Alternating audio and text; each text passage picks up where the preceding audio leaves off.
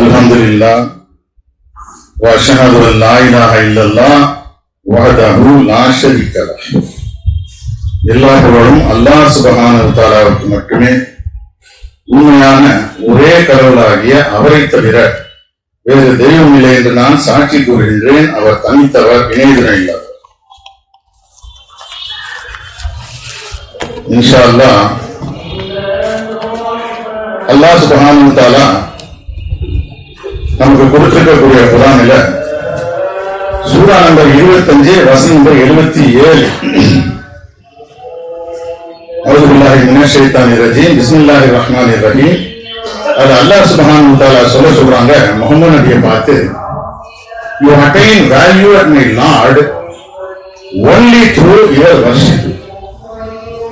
நீங்கள் என்னுடைய இரட்சகரிடத்தில் உங்களுடைய வழிபாட்டின் மூலமாகத்தான் நன்மதிப்பை அடைகின்றீர்கள்.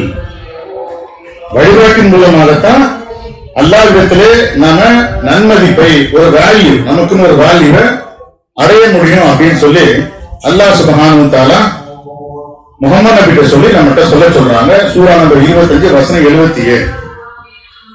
அப்ப வழிபாடுதான் நமக்கு அல்லாஹ்விடத்திலே மதிப்பையும் முக்கியத்துவத்தையும் பெற்று தரக்கூடியது, ஒரு வேல்யூ. அப்ப அந்த வழிபாடுனா என்ன? இன்ஷா அல்லாஹ் வழிபாடு அப்படின்னு குர்ஆனே நம்ம எல்லாருக்கும் தெரிஞ்ச 5 சொல்லு. அதுல the first and the foremost, எல்லாத்துக்கும் தலை அப்படிங்கிறாங்களே, அது ஷஹாதா, லா இலாஹ இல்லல்லாஹ். நம்முடைய சொல் மற்றும் நம்முடைய செயலால இந்த லா இலாஹ இல்லல்லாஹ்வை செயல்படுத்தல் மூலமாகத்தான் நாம சொர்க்கத்துக்கு போக முடியும் அப்படின்னு சொல்லி அல்லாஹ் தன்னுடைய தூதர் மூலமாக கன்ஃபார்மும் பண்ணியிருக்கிறாங்க. ஆக ஃபர்ஸ்ட் வழிபாடு ஷஹாதா, லா இலாஹ இல்லல்லாஹ். இதுல இந்த கொள்கை நம்ம உறுதியா இல்லை அப்படின்னு சொன்னா நாம நரகத்துக்கு போயிடுவோம். ஷஹாதாவில் ஏதாவது தொடரப்படி, சே ஃபார் எக்ஸாம்பிள் லா இலாஹ இல்லல்லாஹ் முஹம்மது ரசூலுல்லாஹ்னு ஒருத்தர் சொல்றாரு, அல்லது மூசா ரசூலுல்லாஹ் ஈசா ஏதாவது ஒண்ணு சேர்த்து சொல்றாருன்னு சொன்னா அவரால் சொர்க்கத்துக்குள்ள போக முடியாது. ஏன்னா ஷஹாதானா லா இலாஹ இல்லல்லாஹ் தான். there is no god except the one true god. அல்லாஹ்ங்கற அந்த உண்மையான ஒரே கடவுளை தவிர வேறு தெய்வம் கிடையாது அப்படிங்கிற அந்த ஷஹாதா தான் முதல் வழிபாடு. இரண்டாவது சலாத், சலாத்தை நாம கடைபிடிக்கணும். மூணாவது ஜகாத், கடமையான தர்மமாகிய ஜகாத்தை நாம கொடுக்கணும். இந்த சலாத்தையும் ஜகாத்தையும் நாம கடைபிடிக்கலன்னா நரகத்துக்கு போயிடுவோம்னு குர்ஆன் சொல்லுது. ஏன்னா நரகவாசிகள்கிட்ட கேட்கிறாங்க, உங்களை நரகத்துக்கு கொண்டு வந்தது எது? நாங்கள் சலாத்தை கடைபிடிக்காதவர்களாகவும் ஏழைகளுக்கு உணவளிக்காதவர்களாக இருந்தோம். ஏழைகளுக்கு உணவளிப்பது என்பது ஜகாத்துக்கு உள்ள வந்தது, ஜகாத்துக்கு உட்பட்டது. ஆக சலாத்து ஜகாத் இல்லைன்னா நாம நரகத்துக்கு போயிடுவோம். அதுக்கு அடுத்து நோன்பு வைக்கிறது. நோன்பு வைக்கிறது ஒரு இபாதத், அது ஒரு வழிபாடு. நோன்பு வைப்பதன் மூலமாக நாம் அல்லாஹ்விடத்தில் நன்மதிப்பை அடைய முடியும். அதே மாதிரி ஹஜ்ஜுக்கு போறது, கடைசி ஃபைனல் ஹஜ்ஜுக்கு போறது. இந்த 5 தவிர்த்து குர்ஆன் இன்னொரு வழிபாடை சொல்லுது. இந்த 5 கடந்து இன்னொரு வழிபாடை குர்ஆன் நமக்கு சொல்லுது. அது என்னன்னு சொன்னா சப்ளிகேஷன், அதாவது துஆ. Supplication is a form of worship. எப்படி கொடுத்திருக்கா சப்டைல் ரஷாத் கலீஃபா, பிரார்த்தனை என்பது வழிபாட்டில் ஒரு வகையாக இருக்கின்றது. நாம பிரார்த்தனை செஞ்சே ஆகும். அந்த பிரார்த்தனையினால நமக்கு கிடைக்கக்கூடிய பலன்கள் என்ன? அல்லாஹ் சொல்றாங்க 40-60 இதுக்குதான் supplication is a form of worship ன்னு சொல்லி சப்டைட்டில் கொடுத்திருக்காரு அல்லாஹ்வுடைய தூதர். யுவர் லார்ட் சேஸ், உங்களுடைய இரட்சகர் கூறுகின்றார், இம்ப்ளோர் மீ. இந்த சப்ளிகேஷனுக்கு இன்வோக்னு ஒரு வார்த்தையை சொல்லுது குர்ஆன், இம்ப்ளோர்னு ஒன்னு சொல்லுது. பிரேயர், பிரேயர் இது எல்லாமே இந்த துஆங்கிற அந்த அரபி வார்த்தை இருக்கு இல்லையா, அதுக்கான ஆங்கில வார்த்தை. நான் ஒரு பிள்ளைய பெற்றிருக்கேன், எனக்கு ஒரு பொம்பளை பிள்ளை பிறந்திருக்கு, நான் உங்களுடைய பாதுகாப்பு என் மகளுக்காக உங்களிடத்துல மன்றாடுறேன், இன்வோக். யாராவது கருத்து மாறுபாடு கொண்டா உங்களுடைய பெண்கள் நீங்க, எங்களுடைய பெண்கள் நாங்க, எல்லாம் 261 ஒன்னா சேர்ந்து அல்லாஹ்வுடைய சாபத்தை, அல்லாஹ்வுடைய கடும் கோபத்தை நம்மில் யார் குற்றவாளிகளோ அவர்கள் மீது பிரார்த்திப்போம். இந்த இடத்துல குர்ஆன்ல இன்வோக் என்ற வார்த்தை பயன்படுத்தப்பட்டிருக்கு. ஆனா மெஜாரிட்டி அதிகமான இடங்களில் இம்ப்ளோர்ங்கிற வார்த்தை அல்லாஹ் சுப்ஹானஹு வ தஆலா அரபி மொழியில பயன்படுத்துறது, ஆங்கிலத்துல ரஷாத் கலீஃபா டிரான்ஸ்லேட் பண்ணியிருக்காங்க. இதுல என்ன சொல்லுது 40-60, your Lord chase இம்ப்ளோர் me, I will respond to you. நீங்க என்னிடத்துல பிரார்த்தனை செய்யுங்கள், நான் உங்களுக்கு பதிலளிப்பேன், நான் உங்களுக்கு பதிலளிப்பேன். அதுக்கு அடுத்து சொல்லக்கூடியதான் ரொம்ப முக்கியம். Surely those who are too arrogant to worship me will enter Jahannam forcibly. இவர்கள் என்னிடத்திலே பிரார்த்தனை செய்ய முடியாத அளவிற்கு ஆணவமாக இருக்கின்றார்கள். என்னிடத்தில் பிரார்த்தனை செய்வதற்கு யாரும் ஆணவமா இருக்க முடியாது. இப்ப ஒருத்தர் தன்னைத்தானே கடவுள்னு சொல்றாருன்னா அவரால் எப்படி கடவுளத்துல கையேந்த முடியும்? எனக்கு நான் ஏன்பா கேட்கணும், நான் எந்த தப்புமே பண்ணலையே, நான் ஒரு பரிசுத்தமானவன் சொல்றோம், அல்லாஹ்விடத்துல பிரார்த்தனை செய்ய மாட்டோம். இந்த வசனம் என்ன சொல்லுது? என்னிடத்திலே பிரார்த்தனை செய்வது, இந்த வர்ஷிப்ங்கிற வேர்டு தான் இருக்குது. சப்டைட்டில் என்ன சொல்லுது? சப்ளிகேஷன் சொல்லுது. என்னிடத்திலே பிரார்த்தனை செய்ய முடியாத அளவிற்கு இவர்கள் ஆணவம் கொண்டவர்களாக இருக்கின்றார்களோ அவர்கள் நிர்பந்திக்கப்பட்ட நிலையில அல்லது வலுக்கட்டாயமாக நரகத்துக்குள்ள போயிடுவாங்க, கட்டாயப்படுத்தி அவர்கள் நரகத்திற்குள் தள்ளப்படுவார்கள் அப்படின்னு அல்லாஹ் சுப்ஹானஹு வ தஆலா 40-60 சொல்றாங்க. அதன் அடிப்படையில நாம துவா கேட்கல அப்படின்னு சொன்னா, அல்லது துவா கேட்கிற விஷயத்துல நாம ஆணவமா இருந்தா நாம நரகத்துக்கு போயிடுவோம் சொல்லி 40-60 சொல்லுங்க. அதுக்கு அடுத்து இன் ஜெனரல் அல்லாஹ் சொல்றாங்க 186 பொதுவா பிரார்த்தனை நமக்கு ஏன் தேவை? ஏன்னா நம்மளை பொறுத்த மட்டும் நாம முழுக்க கடவுளை சார்ந்தவர்களாக இருக்கின்றோம். நாம் கடவுளை சார்ந்தவர்களாக இருந்தாதான் நாம சந்தோஷமா இருக்க முடியும், மகிழ்ச்சியா இருக்க முடியும் சொல்லி நமக்கு ரொம்ப தெளிவா ஒரு தூதர் மூலமா அல்லாஹ் சொல்லி கொடுத்திருக்காங்க. உதாரணத்துக்கு 27 நாம கேட்கக்கூடிய அந்த துவா, அல்லாஹுலன அல்லாஹுலன ஃபலன அல்ஹான, அதுக்கு என்ன அர்த்தம்? we belong to God, நாம் கடவுளுக்கு உரியவர்கள். so happiness belongs to us, அதனால சந்தோஷம் நமக்குரியது. நாம் கடவுளுக்கு உரியவர்களாக இருந்தா மட்டும்தான் மகிழ்ச்சி சந்தோஷங்கிறது எல்லாம் நமக்குரியதாக இருக்கும். அதுதான் உண்மை. ஆக நாம் என்ன செய்யணும்? கடவுளை சார்ந்தவர்களாக, ஏன்னா எல்லாமே கடவுள் தான் செய்யக்கூடியவராக இருக்கார். அல்லாஹ் என்ன சொல்றாங்க? நம்ம நினைக்கிறோம் கடவுள்கிட்ட வரக்கூடிய விஷயம், மூசா சொல்றாரு, உங்கள்கிட்ட வரக்கூடிய வாழ்வாதாரம் எதா இருந்தாலும் நான் அதற்காக கடும் தேவையுடையவனாக இருக்கேன். உதாரணத்துக்கு நமக்கு ரொம்ப இலவசமா கிடைக்கக்கூடிய காத்து, ஆக்சிஜன், இதுக்காக நம்ம யாருக்கும் 10 நிமிஷம் கொடுக்கறது இல்லை, ஒரு சல்லி காசு அதுக்காக நம்ம செலவு பண்றது இல்லை. ஆனா இதே காத்து அல்லாஹ் சுப்ஹானஹு வ தஆலா நமக்கு ஒரு 3 நிமிஷம், இந்த காத்து எவ்வளவு மதிப்பு விலை மதிப்பு மிக்கதுங்கிறத கொரோனாவில் பார்த்துட்டோம். கொரோனால இந்த ஆக்சிஜன் சிலிண்டருக்காக அவன் எத்தனை லட்சத்தை கொடுத்தான் நாம பார்த்தோம். இந்த ஆக்சிஜன் அல்ல ஒரு 3 நிமிஷம் ஸ்டாப் பண்ணா போதும் நம்மள 90% பேர் செத்து போயிடும், திறந்து போயிடும். அவர் சாதாரண ஆள் இல்லப்பா, அவர் காலை தூக்கி தோல்ல போட்டுருவாரு, அவ்வளவு பெரிய யோகா மாஸ்டர்.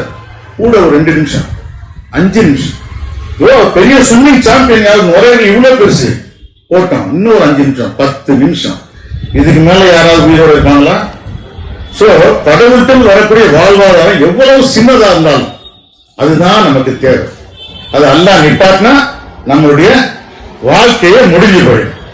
இங்க என்ன சொல்றாங்க அல்லாஹ் 286, when my servants ask you about me, என்னுடைய அடியார்கள் உம்மிடம் என்னை பற்றி கேட்டால், அல்லாஹ் சொல்றாங்க என்னுடைய அடியார்கள் உம்மிடம் என்னை பற்றி கேட்டால், I am always near, நான் எப்பவுமே பக்கத்துல இருக்கேன்னு சொல்லுங்க. நான் ஒரு இடத்துல அல்லாஹ் என்ன சொல்றாங்க, ஜக்லர் வெயின்னு சொல்றாங்க, கழுத்து பெருநரம்புக்கு பக்கத்துல நான் இருக்கிறேன். இன்னொரு வசனம் என்ன சொல்றது, நான் உங்களுடைய இதயத்தை காட்டிலும் நெருக்கமாக இருக்கேன். இது எங்க இருக்கு? நமக்கு உள்ள இருக்கு. அந்த இதயத்தை விட உங்களுக்கு நெருக்கமா நான் இருக்கிறேன்னு சொல்றாங்க. இங்க என்ன சொல்றாங்க, நான் எப்பவுமே பக்கத்துல இருக்கிறேன். I answer their prayers when they pray to me, அவர்கள் என்னிடத்திலே பிரார்த்தனை செய்கின்ற பொழுது நான் அவருடைய பிரார்த்தனைகளுக்கு பதில் அளிப்பேன் அப்படின்னு சொல்லல. நான் அவருடைய பிரார்த்தனைக்கு பதில் அளிக்கின்றேன். நான் கேட்கும் போதே கொடுக்கிறேன், அவங்க கேட்கும் போது அதை நான் கொடுக்கிறேன்.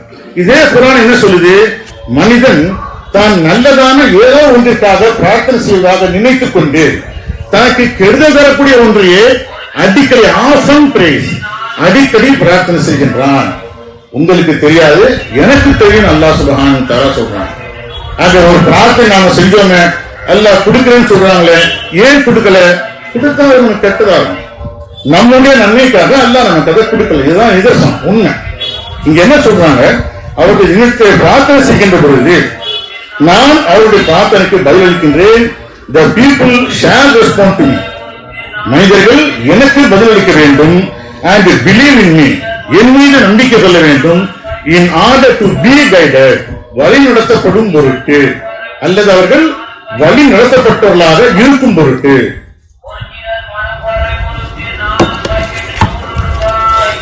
சொல்றாங்களா? அதுக்கு அடுத்து இன்னொரு லாபம் இருக்கு நாம பிரார்த்தனை செய்யறதுனால. நல்லா ஞாபகம் வச்சுக்கங்க.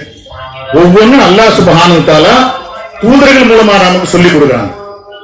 காலையில் எந்திரிக்கும் போது லா இலாஹ இல்லல்லாஹ் சொல்லணும். அப்படி சொன்னீங்கன்னா நாளைக்கு நீங்க எந்திரிக்கும் தீர்ப்பு நாளை எந்திரிச்சிங்கன்னு சொன்னா நேரா நீங்க போகக்கூடிய இடம் சொர்க்கம் தான், வேற எங்கேயும் உங்களால போக முடியாது. இது ஒரு அருமையான நமக்கு ஒரு டிப்ஸ். அதே மாதிரி இப்ராஹிம் நபி மூலமாக 1948 அவர் என்ன சொல்றாரு? I will abandon you and your gods you worship beside God. நான் உங்களையும் கடவுளுடன் நீங்கள் எதையெல்லாம் வழிபடுகின்றீர்களோ அந்த இணை தெய்வங்களையும் கைவிடுகின்றேன். அதெல்லாம் நான் கைவிடுறேன். I worship, I will worship only my Lord. இங்கேயும் பிரார்த்தனைக்கு என்ன சொல்லப்படுது? வர்ஷிப்ங்கிற வேர்டு. நான் என்னுடைய இரட்சகரை மட்டுமே வழிபடுவேன். by imploring my Lord. அதுக்கு அடுத்த வார்த்தை, என்னுடைய இரட்சகரை மட்டுமே நான் இறைஞ்சி பிரார்த்திப்பதால். by imploring my Lord. என்னுடைய இரட்சகரிடம் மட்டுமே நான் இறைஞ்சி பிரார்த்தனை செய்வதால் I cannot go wrong. என்னால் தப்பா போகவே முடியாது. யார் சொல்றா? இப்ராஹிம் நபி. இப்ப நாமும் எப்ப பார்த்தாலும் பிரார்த்தனை செய்கின்றவர்களாக இருந்தா நாம தப்பா போகவே முடியாது. நம்மளால ஒரு தவறான செயலை செய்யக்கூடியவர்களாக இருக்க முடியாதுன்னு சொல்லி அல்லாஹ் சுப்ஹானஹு வ தஆலா நம்முடைய மார்க்கத்தின் தந்தை அப்படின்னு யார சொல்றாங்களோ அவர் தன்னுடைய இரட்சகர்களை செய்த பிரார்த்தனையாக சொல்றாங்க. நாம பிரார்த்தனை செய்யறதுனால நமக்கு ஒரு என்ன சொல்றது, ஒரு ப்ரொடெக்ஷன், ஒரு பந்தோபஸ்து கிடைக்குது தப்பு செய்யறதுல இருந்து. ஆகையினால நாம இது எல்லாத்தையும் கருத்துல கொண்டு பிரார்த்தனை செய்யக்கூடிய மக்களாக அல்லாஹ் சுப்ஹானஹு வ தஆலா நம்முடைய நாக்கி அல்வாலிப்பாராக நல்ல விதத்துல இறைஞ்சி பிரார்த்தனை செய்யணும் சொல்லிட்டு அதுக்கு அடுத்து என்ன சொல்றாங்க? 38, 39, 18 நம்ம எல்லாருக்கும் தெரிஞ்சது. These are the ones who examine all words. யாரை குறித்து சொல்றாங்க? இவர்கள் தான் எல்லா வார்த்தைகளையும் ஆய்வு செய்கின்றவர்கள். யார் சொன்னாலும் யார் வேணா சொல்லட்டும். திருக்குறள் கூட சொல்லுவாங்க, எப்பொருள் யார் யார் வாய் கேட்கணும் அப்பொருள் மெய் பொருள் காண்பது அறிவு. குர்ஆன் என்ன சொல்லுது? Don't accept any information unless you verify it for yourself. உங்களுக்கு நீங்களே சரிபார்த்துக் கொள்ளாம எந்த ஒரு தகவலும் ஏற்றுக்காதீங்க. I have given you hearing, I have given you eyesight, and I have given you the brain. I have given you eyesight, hearing and brain. கேட்கும் திறன், கண் பார்வை, மூளை எல்லாத்தையும் நான் உங்களுக்கு கொடுத்திருக்கிறேன். You are responsible for using them. அவற்றை பயன்படுத்துவதற்கு நீங்கள் பொறுப்பாளிகளாக இருக்கிறீங்கன்னு அர்த்தம். நாம் அதை பயன்படுத்தோம். நிச்சயமாக அதை பயன்படுத்துவது நம் மீது கடமையா இருக்கு, நமக்கு அது பொறுப்பு. இந்த வசனம் என்ன சொல்லுது? அவர்கள் எல்லா வார்த்தைகளையும் ஆய்வு செய்கிறார்கள். They are the ones who examine all the words. அவர்கள் வார்த்தைகள் அனைத்தையும் ஆய்வு செய்கின்றவர்களாக then follow the best. பின்னர் சிறந்ததை பின்பற்றுகின்றவர்களாக இருக்கின்றார்கள். அதோடு அல்லாஹ் முடிக்கல. These are the ones whom God has guided. இவர்கள் தான் எவர்களை கடவுள் வழிநடத்தி இருக்கின்றாரோ அவர்கள். யார் இவங்க? அப்போ கடவுளால் வழிநடத்தப்பட்டவர்களாக நாம இருக்கணும்னு சொன்னா எல்லா வார்த்தையும் கேட்கணும். அது திருக்குறளா இருக்கட்டும், பகவத்கீதையா இருக்கட்டும், சாம்ஸா இருக்கட்டும். ஏன்னா சாம்ஸ்ல சில விஷயங்கள் கூட அல்லாஹ்வுடைய தூதர் ஜும்மாவுடைய பிரசங்கத்துல சாம்ஸ் சொல்லப்பட்டிருக்கு. ஆனா எந்த விஷயம் வந்தாலும் ஃபாலோ தி பெஸ்ட் அப்படிங்கிற அடிப்படையில அந்த செய்தியை நீங்க குர்ஆனோட உரசி பார்க்கணும். எந்த ஒரு விஷயத்தை குர்ஆன் ஏத்துக்கிறதோ அதுதான் பெஸ்ட். அவர்கள் சிறந்ததை பின்பற்றுகின்றார்கள். இவர்கள் தான் எவர்களை கடவுள் வழிநடத்த இருக்கின்றார்களோ, கடவுள் யாரை வழிநடத்த இருக்கின்றாரோ அவர்கள் அப்படின்னு சொல்லிட்டு these are the ones who possess intelligence. அதோட முடிக்கல அல்லாஹ். இவர்கள் தான் அறிவு திறனை கொண்டவர்களாக இருக்கின்றார்கள். புத்திசாலித்தனத்தை கொண்டவர்கள் யாரு? எல்லா வார்த்தையும் கேட்கிறவங்க, கேட்ட வார்த்தைகள்ல சலிச்சு எடுக்கிறாங்க. சிறந்தது எது? குர்ஆன், ஓல் குர்ஆன், நத்திங் பட் குர்ஆன். இப்போ குர்ஆன், ஓல் குர்ஆன், நத்திங் பட் குர்ஆன்னா என்ன? அதுக்கு ஒரு மீனிங், ஒரு டெஃபினிஷன் இருக்கும்ல. ஒரு விஷயம் குர்ஆன்ல இல்லைன்னா அதை நம்ம ஃபாலோ பண்ண முடியாது அப்படின்னு சொன்னா அநேக விஷயங்கள் நம்ம ஃபாலோ பண்ண முடியாது. இதுக்கான விளக்கத்தையும் அல்லாஹ் சுப்ஹானஹு வ தஆலா அந்த தூதர் மூலமாவே சொல்லிட்டாங்க. எந்த தூதர் குர்ஆன் நத்திங் பட் குர்ஆன் சொன்னாரோ அந்த தூதர் மூலமாவே இதுக்குண்டான விளக்கத்தை கொடுத்துட்டாங்க. இந்த லாஸ்ட் கான்ஃபரன்ஸ் இருக்கு பாருங்க, தயவு செய்து எல்லாரும் அந்த ஒரு வாட்டியாவது பாருங்க. தூதருடைய அந்த தூதத்துவத்தினுடைய முக்கியத்துவம் நமக்கு அப்பதான் தெரியும். நமக்கெல்லாம் நல்லா தெரியும். ஒரு காலத்துல வீடியோ கேசட்ல வந்தது, சஹாபின் பாய்க்கெல்லாம் தெரியும். வீடியோ கேசட்ல வந்தது. அந்த கேசட்டை போட்டா பாதி தெரியும் பாதி தெரியாது, நாடா போய் சிக்கிக்கிறோம், வார்த்தைகள் புரியாது. அல்லாஹ்வுடைய நாட்டப்படி அப்படியே சிடியா கன்வெர்ட் ஆச்சு. Again DVD. இப்போ அப்படி இல்லைங்க, தெளிவா போன்ல இருக்குது. அது மட்டும் இல்ல, சப்டைட்டிலோட வருது, என்னதான் சொல்றாரு. ஈவன் இந்த கிராமட்டிக்கல் எரர் கூட நம்ம பாதிக்காத அளவுக்கு எல்லாமே தெளிவா இருக்கு. அப்ப என்ன சொல்றாரு? If it is not in the Quran, I don't believe it. Point number 1. என்ன சொல்றாரு அல்லாஹ்வுடைய தூதர்? இது குர்ஆன்ல இல்லைன்னு சொன்னா நான் அதை ஃபாலோ பண்ண மாட்டேன். If it is, when a person comes to you and says something which is not in the Quran, ஒரு நபர் உங்கள்கிட்ட வராரு, ஏதோ ஒன்னு சொல்றாரு, அது குர்ஆன்ல இல்லையா, ask him to go out. அவரை வெளியே போக சொல்லி சொல்லுங்க. அப்ப இன்னொரு இடத்துல என்ன சொல்றாரு? If it is not confirmed with the Quran, if it is not CONFORM, அதே குர்ஆனோட ஒத்து போகல. இப்ப எப்பொருள் யார் யார் கேட்கணும், இந்த மாதிரி திருக்குறள் விஷயங்கள்லாம் இருக்கு இல்லையா, இது குர்ஆனோட ஒத்து போகக்கூடிய விஷயங்கள். மூணாவது என்ன சொல்றாரு? If it is not confirmed by the Quran, அது குர்ஆனால உறுதிப்படுத்தப்படவில்லை என்றால் அதை நாம ஃபாலோ பண்ணக்கூடாது. அப்ப இந்த மூணையும் வச்சு பார்த்தா எல்லாமே தெளிவு, ரொம்ப தெளிவா கிளியர் கட்டா. எந்த புக்க வேணா யார் வேணா சொல்லட்டும், எதுல வேணா எந்த கருத்தையும் சொல்லட்டும். சொல்லக்கூடிய கருத்து குர்ஆன்ல இருக்கக்கூடிய கருத்தா? ஓகே. சொல்லக்கூடிய கருத்து குர்ஆனோட ஒத்து போகுதா? ஓகே. சொல்லக்கூடிய கருத்து அல்லது சொல்லப்பட்ட கருத்து குர்ஆனால உறுதிப்படுத்தப்படுதா? ஓகே. நாம் அதை ஃபாலோ பண்ணணும், நமக்கு பிரச்சனை இல்லை.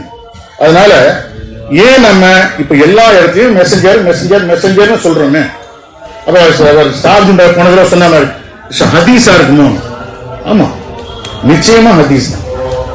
குர்ஆனின் ஹதீஸ் தானே. அல்லாஹ் சுப்ஹானஹு வ தஆலா இந்த குர்ஆனிலே மிகச்சிறந்த ஹதீஸை வெளிப்படுத்தி இருக்கின்றார். குர்ஆன் சொல்லுது, அல்லாஹ்வுக்கும் அல்லாஹ்வுடைய வெளிப்பாடுகளுக்கும் பின்னால அல்லாஹ்வுக்கும் அல்லாஹ்வுடைய வெளிப்பாடுகளை கடந்து வேற எந்த ஹதீஸ் மீது அவர்கள் நம்பிக்கை கொள்கின்றார்கள்? அல்லாஹ் கேட்கிறாங்க. 12:111 கடைசி வசனம் என்ன கிளியர் கட்டா சொல்லுது? This is not fabricated hadith. This is not, இது இட்டு கட்டப்பட்ட ஹதீஸ் இல்லை. ஏன்னா ஹதீஸ்ங்கிற பேர்ல இன்னொன்னு இருக்கு, அது இட்டு கட்டப்பட்டது. இந்த குர்ஆன் இட்டு கட்டப்பட்ட ஹதீஸ் இல்ல. அது எப்படி சொல்றாங்க? இந்த அவர்களுடைய சரித்திரத்தை, in their history there is a lesson for those who possess intelligence. அவர்களுடைய சரித்திரத்திலே எவர்கள் புத்திசாலித்தனத்தை கொண்டிருக்கின்றார்களோ, எவர்கள் அறிவு திறனை கொண்டிருக்கின்றார்கள், அவர்களுக்கு ஒரு படிப்பினை இருக்கின்றது. This is not fabricated hadith. இது இட்டு கட்டப்பட்ட ஹதீஸ் இல்ல. இது பிராக்கெட்ல போட்டிருப்பாரு குர்ஆன். Confirms all the previous scriptures. இது முந்தைய எல்லா வேதங்களையும் உறுதிப்படுத்துகின்றது, எல்லாவற்றிற்குமான விளக்கங்களை தருகின்றது அப்படின்னு அந்த வசனம் நமக்கு சொல்லும். ஆகையினால இது நம்ம ஹதீஸ் தான். இப்ப இருக்கக்கூடிய சோக்காத ஹதீஸ், மக்களால் ஹதீஸ் சொல்லப்படக்கூடிய இந்த விஷயத்தை நாம ஏன் ஃபாலோ பண்றது இல்லைங்க? அது முகமது நபி சொன்னதில்லை, முகமது நபிக்கும் அதுக்கும் சம்பந்தம் இல்லை. ஆனா இன்னைக்கு நாம ரஷாத் கலீஃபா சொன்னாரு நாம சொல்றோமே, அது எல்லாமே அவர் சொன்னது. அதுக்கான ஆதாரங்கள் நாட் ஒன்லி இன் ஆடியோ. எனக்கு ஆடியோ எனக்கு வேணாம், வீடியோல இருக்கு, டைரக்டா இருக்கு, அப்படியே நீங்க பார்த்து தெரிஞ்சுக்கலாம். கண்டிப்பா அதை நாம ஃபாலோ பண்ணி ஆகணும். அதை ஏன் நாம ஃபாலோ பண்ணணும், அதுக்கான காரணம் என்ன, இன்ஷா அல்லாஹ் நம்ம தொடர்ந்து பார்ப்போம். இப்ப அல்லாஹ்விடத்திலே தௌபா செய்வோம், தூபு இலல்லாஹ். அல்ஹம்துலில்லாஹ் வ அஷ்ஹது அன் லா இலாஹ இல்லல்லாஹ் வஹ்தஹு லா ஷரீக லஹ். எல்லா புகழும் அல்லாஹ் சுப்ஹானஹு வ தஆலாவுக்கு மட்டுமே. உண்மையான ஒரே கடவுளாகிய அவரை தவிர வேறு தெய்வம் இல்லை என்று நான் சாட்சி கூறுகின்றேன். அவர் தனித்தவர், இணையதினை இல்லாதவர். அஊது பில்லாஹி மினஷ் ஷைத்தானிர் ரஜீம். பிஸ்மில்லாஹிர் ரஹ்மானிர் ரஹீம். 8வது சூரா 24வது வசனம்.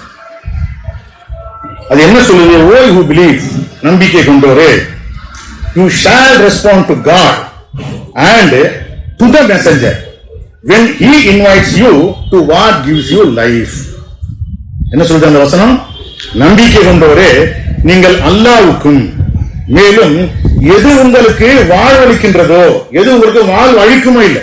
இப்ப நாம வாழ்ந்துகிட்டு இருக்கோம், ஆல்ரெடி we are living, நம்ம உயிரோட இருந்துட்டு இருக்கோம். நாம மௌத்தா போகக்கூடாது. குர்ஆன்ல சில பேரை குறித்து அல்லாஹ் என்ன சொல்றாங்க, அல்லாஹ்வுடைய பாதையில உயிர் விட்டவங்கள, அந்த நன்னறியாளர்ல இறந்து போயிட்டாங்க நீங்க நினைக்காதீங்க. ஃபர்ஸ்ட். ரெண்டாவது, இறந்து போயிட்டாங்கன்னு சொல்லாதீங்க. சோ அப்ப அவங்க உயிரோட இருக்காங்க. அல்லாஹ் தங்கள் ரட்சகரத்துல நல்லா சாப்பிட்டு வாழ்வாதாரங்களை அனுபவித்துக் கொண்டு அவங்க உயிருடன் இருக்கின்றார்கள் அப்படின்னு அல்லாஹ் சுப்ஹானஹு வ தஆலா சொல்றாங்க. அப்படிப்பட்ட ஒரு வாழ்க்கைக்கு தான் இப்ப நாம அல்லாஹ்விடத்துல பிரார்த்தனை செய்யறோம். நம்மளும் அதான் வேணும்னு நினைக்கிறோம், எல்லாரும் விரும்பக்கூடியது. அப்போ அப்படிப்பட்ட ஒரு வாழ்க்கைக்கு பக்கம் உங்களை தூதர் அழைக்கும் போது, வாட் கிவ்ஸ் யூ லைஃப், எது உங்களுக்கு வாழ்வளிக்கின்றதோ அதன் பக்கம் தூதர் உங்களை அழைக்கின்ற போது அவருக்கு பதிலளிக்க வேண்டும். பதிலளிக்க வேண்டும் என்ன அர்த்தம்? அவர் என்ன சொல்றாரோ அதை கேட்கணும்.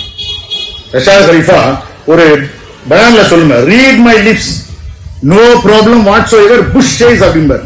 எல்லாரும் சிரிப்பாங்க.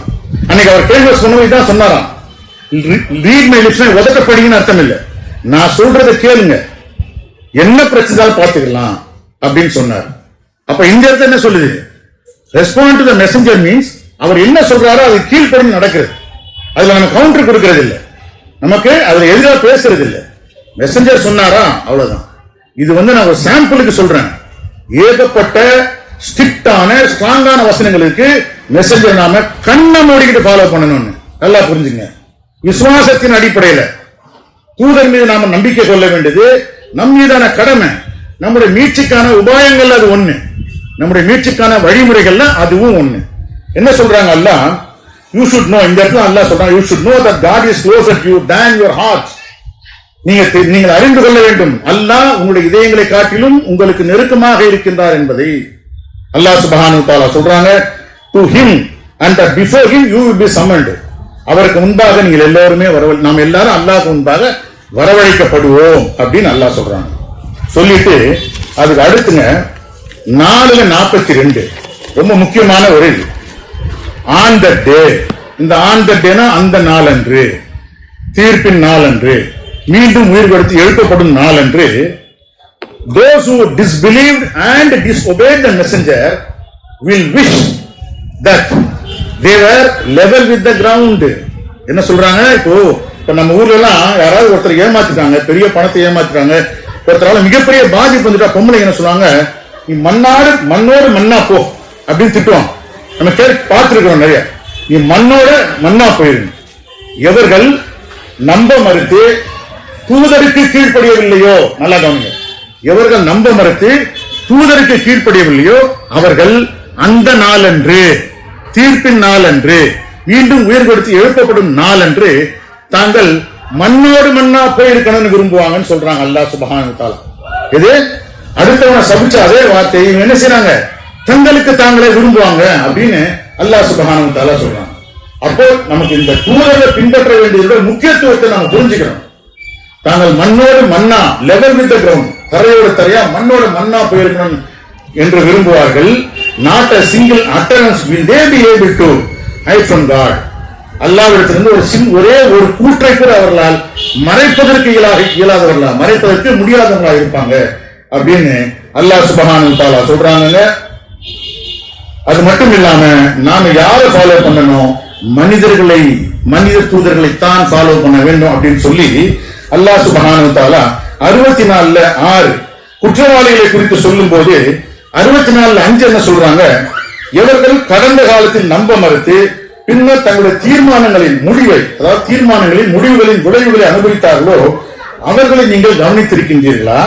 அவர்கள் ஒரு வலி மிகுந்த தண்டனை அடைந்தார்கள். ஏன் அடைஞ்சாங்க? இவ்வளவு பெரிய தண்டனை அவங்க அடைஞ்சாங்க. குர்ஆனை பொறுத்தவரை நல்லா தெரிஞ்சுங்க பாய்.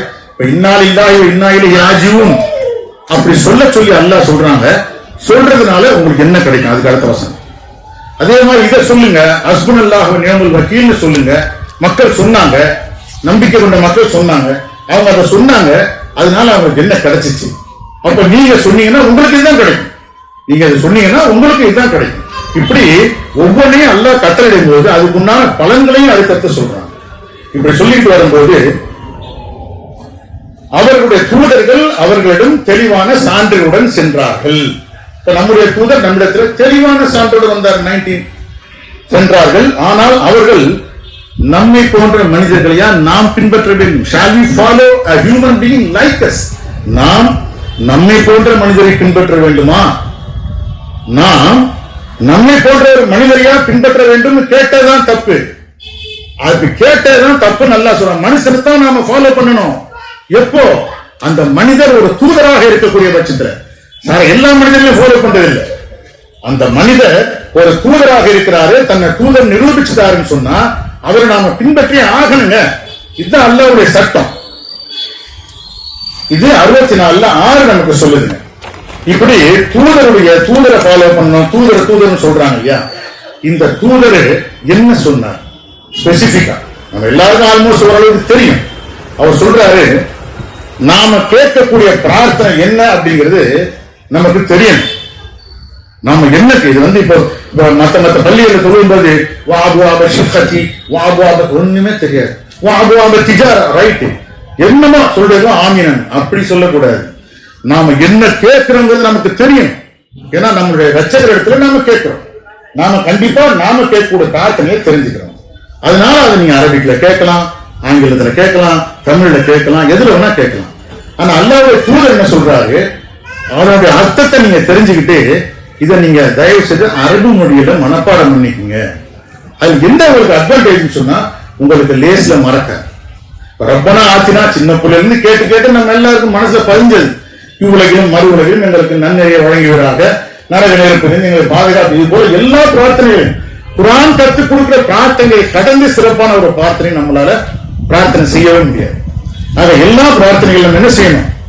அர்த்தம் தெரிஞ்சு அரபி மொழியில மனப்பாடம் பண்ணிக்கிட்டு அதை நீங்க கேளுங்க அப்படின்னு அல்லாஹ்வுடைய தூதர் சொல்றாரு. சொல்லிட்டு தன்னுடைய அந்த பயான் அந்த கான்ஃபரன்ஸ் இருக்குல்ல 18-9 கான்ஃபரன்ஸ், அது என்ன சொல்றாரு? What I want to share with you is, நான் உங்களிடத்திலே பகிர்ந்து கொள்ள விரும்புவது என்னவென்றால், உங்கள்கிட்ட நான் எதை ஷேர் பண்ணி பகிர்ந்து கொள்வதற்கு விரும்புவது என்னவென்றால், if you see me a bad person, it is your tough luck. நல்லா கேளுங்க. நீங்கள் என்னை ஒரு தவறான நபராக, ஒரு கெட்ட நபராக பார்ப்பீர்களே ஆனால் அது உங்களுடைய துரதிர்ஷ்டமாக இருக்கின்றது. உங்களுடைய டஃப் லக், உங்களுடைய துரதிர்ஷ்டம், அதிர்ஷ்டமின்மையா அதுக்கு காரணமா இருக்கு அப்படின்னு சொல்லிட்டு அதுக்கு அடுத்து என்ன சொல்றாரு?